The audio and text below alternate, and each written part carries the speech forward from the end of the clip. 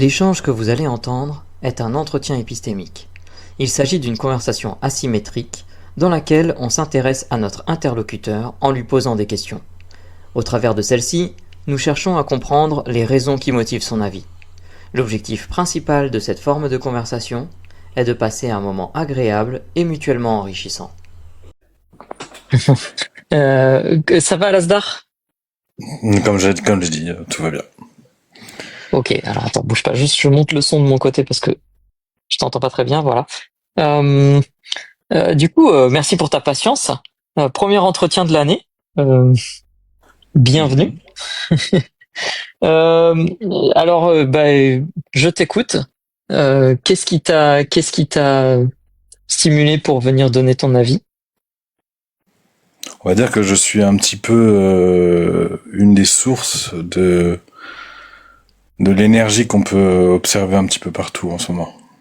Et donc, je me suis dit que ce serait une bonne chose de venir en parler chez vous, vu que c'est toujours épistémique. Alors, est-ce que ce que tu veux dire, c'est que tu es un des instigateurs d'une forme de tribunal populaire quelque part sur le réseau, c'est ça?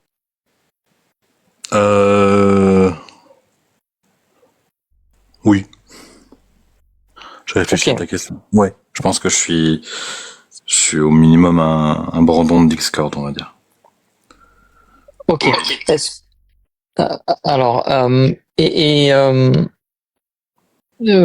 Comment dire ça?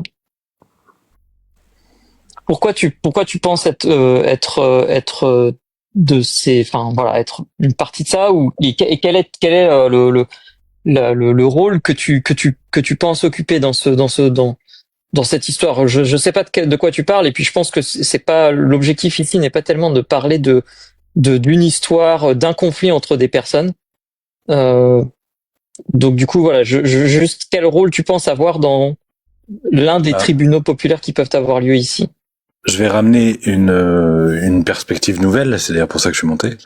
Qu'est-ce qu'on fait quand justement on observe, non pas un tribunal populaire, mais on observe du harcèlement ou quelque chose sur les réseaux, et que la seule chose qu'on a pour essayer de mettre fin à ça et de prendre contact, de se faire entendre des victimes, bah c'est justement de faire du bruit. Ok, donc ce que je comprends, c'est que en fait, ce que tu dis, c'est que t'as été témoin d'un problème et donc du coup, en fait, j'ai pas l'impression que c'était ta volonté que ça devienne une sorte de tribunal populaire, mais qu'à minima, il fallait que tu sois le lanceur d'alerte, ou que tu contribues au lancement de l'alerte, c'est ça? Si c'est pas la volonté dans le sens où c'était pas l'objectif. Par contre, c'était c'est une conséquence inévitable. Quand on est lanceur d'alerte justement, on va forcément provoquer une appropriation par les adversaires de ci ou ça, etc., etc. Et donc alimenter ce tribunal populaire. Ok, donc c'est assez intéressant parce que du coup, là, tu viens nous exposer en fait le fait que quelque part, inévitablement, quand on détecte quelque chose et qu'on le signale, eh bien, on peut pas faire grand chose d'autre que savoir que ça va devenir une sorte de tribunal populaire à un moment donné, mais il fallait quand même le faire, c'est ça? Oui, parce qu'il y a urgence. Ok. Et donc du coup, si je comprends bien, pour toi, et corrige-moi si je me trompe, l'urgence de la situation à alerter dépassait les conséquences du fait qu'il y ait cet effet secondaire de phénomène de tribunal populaire, c'est ça? Oui, mais c'est comment dire, c'est extrêmement délicat quand on réagit dans l'émotion et l'urgence. Donc forcément, on peut pas être précis, cadré et rationnel dans une situation où on doit réagir dans l'urgence. C'est très très très dur. On n'est même pas câblé pour. Ok, donc du coup en fait ce que je comprends, c'est que je sais pas si tu parles de toi ou de toute la situation complètement en général. C'est que en fait il y a un moment donné où c'est même compliqué de peser le pour et le contre, de faire une mesure correcte de la balance bénéfice-risque, parce qu'il y a un aspect émotionnel à gérer l'urgence et à signaler l'urgence qui fait que on n'est pas sûr de prendre une décision qui soit la bonne, c'est ça? C'est ça, oui. Et après, le souci, c'est que les personnes qui soit contredisent cette urgence en disant qu'il n'y a pas de problème à mettre en avant, ou alors les personnes qui ne veulent pas, parce elles ont participé justement au problème, elles vont agiter ce fameux tribunal populaire, etc. Comme un argument, un sophisme. Regardez, on m'attaque. Regardez, on utilise des mauvaises méthodes, etc. Et en faisant ça, invisibilise l'idée première qui est d'aider des personnes qui sont censées être en difficulté. Je réagis en insistant un petit peu à tout ce qui a été dit avant de ce que j'ai pu entendre. Le tribunal populaire est presque un mécanisme social qui est presque instinctif. J'aime pas ce mot, mais je vais l'utiliser aujourd'hui. Ouais. Parce que il a toujours été. S'il y a de la justice, c'est principalement parce que il faut canaliser cette préhension qu'on a à se donner justice nous-mêmes et à réagir. On doit apprendre à donner le pouvoir de se venger et de se défendre à une autorité. Et donc, étant donné qu'Internet, c'est un espace qui semble être un espace de liberté, même s'il est cadré, vu qu'on est un petit peu moins en contact avec cette autorité, cette justice, parce qu'on est dans un autre pays, parce que on a l'anonymat, etc., même si c'est en train de partir, on va avoir tendance à réaffirmer cette volonté de discuter. Et TikTok, vu que c'est quelque chose d'extrêmement c'est de la réaction à chaud, c'est des discussions horizontales avec là un panel où on est tous à peu près au même niveau, mis à part les modérateurs et les autres. Ça produit presque naturellement ce genre de phénomène. Ok, donc si je comprends bien, en fait, en gros, ça fait partie des relations sociales et du fonctionnement des relations sociales humaines normales que quand il y a un problème comme ça, il y a un phénomène de tribunal populaire qui émerge spontanément. Et que dans la société en règle générale, ce phénomène pourrait se produire, mais qu'on a on a tout un tas de systèmes de justice, etc., qui nous permettent de déléguer ce truc-là et de canaliser un petit peu ce phénomène dans la société. Mais sur les réseaux sociaux et sur Internet en général, ces systèmes-là n'existent pas encore, ou pas complètement, ou pas parfaitement, et que donc du coup, du moins, on a l'illusion d'avoir plus de liberté, et au moins l'illusion, peut-être la réalité, je sais pas. Et donc du coup, en fait, ce phénomène de tribunal populaire réémerge spontanément, c'est ça? C'est ça. Ok. Et parce que du coup, c'est assez intéressant. Alors, je suis désolé, ma question va peut-être être un peu personnelle, et donc du coup, n'y réponds pas si tu n'as pas envie d'y répondre, ou si c'est trop personnel pour toi. Voilà, c'est pas assez. Il y a aucune contrainte à répondre à cette question. Mais comme t'es monté en disant voilà, moi je pense avoir été une des sources sur une des histoires qui a vu monter un tribunal populaire en direct, parce que j'ai voulu signaler quelque chose qui me semblait nécessaire à alerter.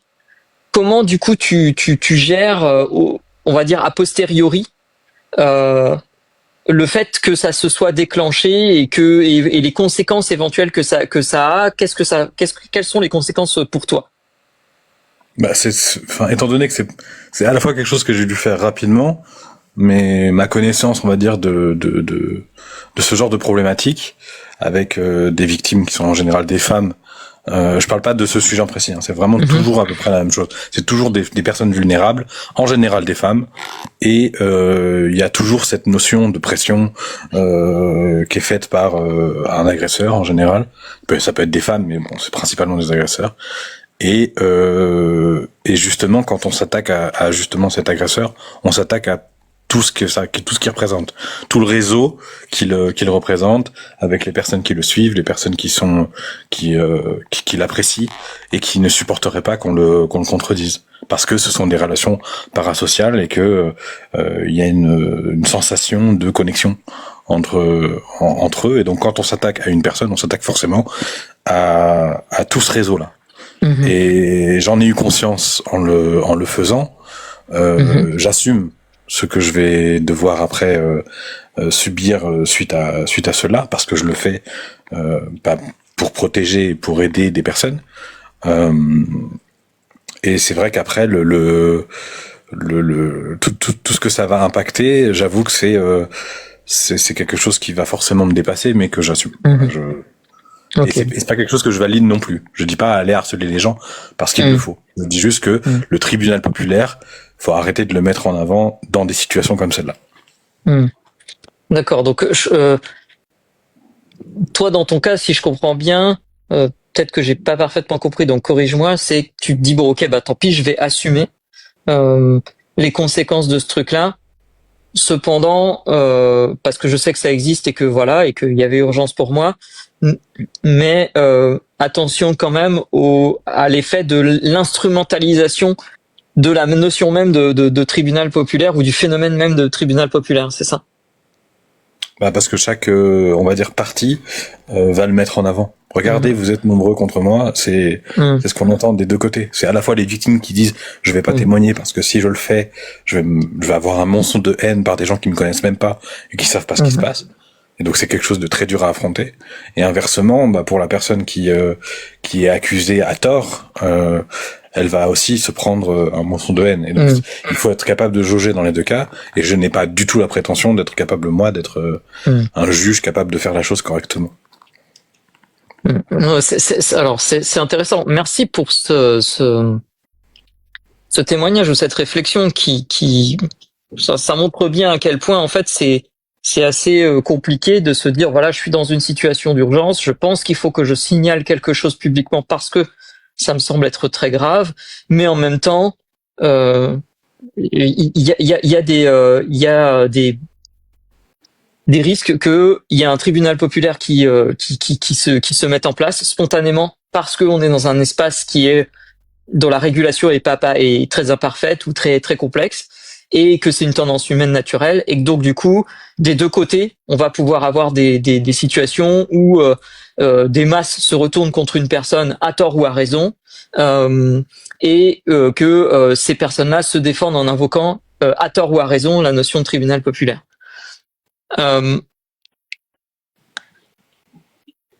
Est-ce que tu as des idées de comment ça pourrait se passer mieux, ce genre de choses?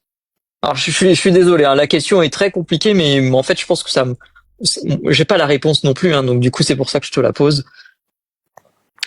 Comment ça pourrait se passer mieux? Déjà, il faudrait mettre en avant à la fois l'empathie et le recul. Vu que c'est quelque chose la pratique du réseau social, c'est quelque chose qui est presque instantané. On réagit tout de suite, on réagit à chaud, on parle avec des personnes comme si c'était des personnes proches, alors que ce sont des inconnus. On brise les codes des liens sociaux qu'on a normalement, de l'intimité. Et du coup, en avoir conscience, c'est déjà peut-être améliorer la chose. Se dire que on ne sait pas tout, que l'image que les gens ont des autres, elle est peut-être biaisée, elle l'est forcément, et ne pas rentrer dans la polarité aussi, ne pas rentrer dans les camps. On est face à des humains et ne jamais l'oublier. On est face à des humains, on est face à des personnes qu'il faut respecter. Et j'avoue que on pourrait me prêter de l'hypocrisie parce que j'ai pas respecté certaines choses, justement parce que j'ai réagi dans l'urgence. Je vais pas m'en excuser parce que ce serait hypocrite justement de m'en excuser. J'avais conscience totalement de ce que je faisais, mais quelqu'un avec moins de recul que moi peut faire encore plus de mal. Voilà.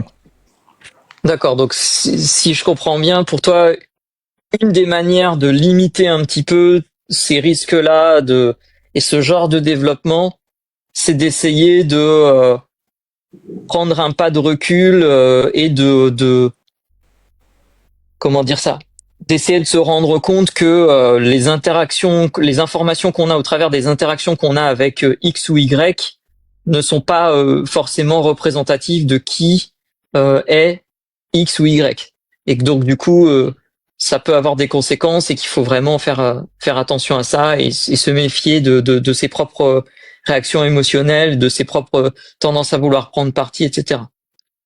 Malgré une chose, c'est que un intervenant l'a dit tout à l'heure, croyez les victimes par défaut. Et là, ce serait ce serait impérieux de dire ça, mais croyez-les par défaut. Mettez en doute peut-être la validité ou alors ou peut-être réserver votre jugement de la personne qui est censée être l'agresseur, mais quoi qu'il arrive, écoutez les victimes. Quand vous entendez ce genre de choses, c'est très très difficile d'en parler, c'est très difficile de se mettre justement en avant. Il y a des personnes qui utilisent justement ce genre d'affaires pour s'en prendre à d'autres en inventant telle ou telle chose. Mais quoi qu'il arrive, si quelqu'un vient vous parler de ce genre de fait, la seule chose à faire, c'est d'écouter cette personne, de la soutenir, de la diriger vers justement la justice et non pas le tribunal populaire, vers des professionnels de santé capables de conseiller un petit peu mieux que ce que nous on fait. Parce que même un psychologue, ce n'est pas un psychologue sur les réseaux. Être psychologue, c'est dans un cadre, etc. Donc quelqu'un qui est psychologue, il n'est pas psychologue lorsqu'il utilise TikTok. Il a peut-être une meilleure expertise, mais voilà, il est en public, il est pas dans un cadre qui facilite justement l'exercice de sa profession. Ouais, donc du coup, on arrive à la fin de notre échange, si j'ai bien compris. Tu mets vraiment en avant le fait que de se dire, ok, comment dire ça? Faisons attention à ne pas oublier qu'on s'adresse à des gens vraiment, et de l'autre côté essayer de faire attention de considérer une victime potentielle comme une victime potentielle, et que donc du coup d'accorder comme le disait effectivement je pense que si mes souvenirs sont bons, c'était Doug Mios au tout départ, son témoignage comme à minima crédible, et donc du coup de lui accorder suffisamment de confiance pour l'écouter en tant que tel. Moi j'ai pas de questions à emporter, ça fait un tout petit peu plus d'un quart d'heure qu'on discute. Je sais pas si mes collègues ont des questions à emporter. Il y a peu de chances qu'ils en aient, je pense. Si, j'en ai une petite. Allez, vas-y. Je sais que t'en as une petite, mais vas-y. Ouais, ça, tout le monde est au courant. D'ailleurs, si vous avez des tips, ça m'intéresse. Alasdair, est-ce que de partager la parole crédible d'une victime potentielle est quelque chose de bénéfique ou de négatif pour la suite de son affaire?